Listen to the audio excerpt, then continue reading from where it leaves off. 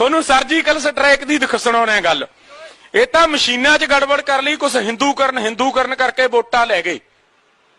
Surgical strike ਕੀਤਾ, ਪੁਰਾਣੇ 70 ਦੀ ਜੰਗ ਵੇਲੇ ਦੇ ਜਹਾਜ਼ ਪੱਲੀਆਂ ਪਾ ਕੇ ਖੜਾਏ ਹੋਏ ਸੀ, ਮਾਰ ਕੇ ਝਾੜੂ ਅਭਿਨੰਦਨ ਉਹਨੀ ਵਿੱਚ ਬਿਠਾਤੇ। ਪਾਕਿਸਤਾਨ ਕੰਨੀ ਨੂੰ ਕਹਿੰਦੇ ਜੀ ਸਰਜੀਕਲ ਸਟ੍ਰਾਈਕ ਕਰਨ ਜਾ ਰਹੇ हैं। 2 ਪਾਕਿਸਤਾਨ ਵਾਲੇ ਪਾਸੇ ਗਿਰ ਗਏ, 2 ਆਪਣੇ ਵਾਲੇ ਪਾਸੇ ਗਿਰ ਗਏ। ਕਿੱਥੋਂ ਸਰਜੀਕਲ ਸਟ੍ਰਾਈਕ ਹੋ ਗਿਆ ਬਈ? ਸਾਰੇ ਸੰਸਾਰ ਨੂੰ ਝੂਠ ਹੈ ਝੂਠ ਯਾਰੋ। ਇਹੋ ਜਿਹਾ ਪ੍ਰਧਾਨ ਮੰਤਰੀ ਉਹ ਨਹੀਂ ਦੇਖਿਆ ਕਦੇ। ਅਭਿਨੰਦਨ ਨੂੰ ਇਮਰਾਨ ਖਾਨ ਨੇ ਛੱਡਤਾ।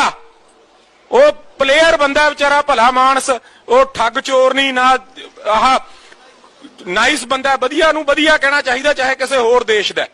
ਉਹਨੇ ਅਭਿਨੰਦਨ ਛੱਡਤਾ।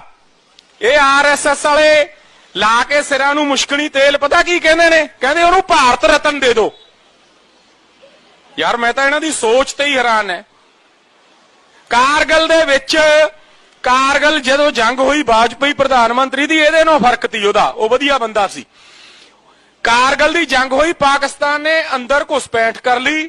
ਇਹਨਾਂ ਦੇ ਜਿਹੜੇ ਆਰਬੀਆਈ ਵਾਲੇ ਨੇ ਜਾਂ ਹੋਰ ਨੇ, ਉਹਨਾਂ ਨੂੰ ਪਤਾ ਨਹੀਂ ਲੱਗਿਆ। ਉਹਨਾਂ ਨੇ ਉੱਥੇ ਮੋਰਚੇ ਬਣਾ ਲਏ। ਕਿੰਨੇ ਨੁਕਸਾਨ ਹੋਏ ਆਪਣੇ ਨੌਜਵਾਨ ਉੱਥੇ, ਉਹਨੂੰ ਵੀ ਜਿੱਤ ਦੱਸੀ ਜਾਂਦੇ ਨੇ। ਯਾਰ ਮੈਂ ਤਾਂ ਹੈਰਾਨ ਇਹਨਾਂ ਦੀਆਂ ਸੋਚਾਂ ਤੋਂ, ਇਹ ਕਰਦੇ ਕੀ ਨੇ?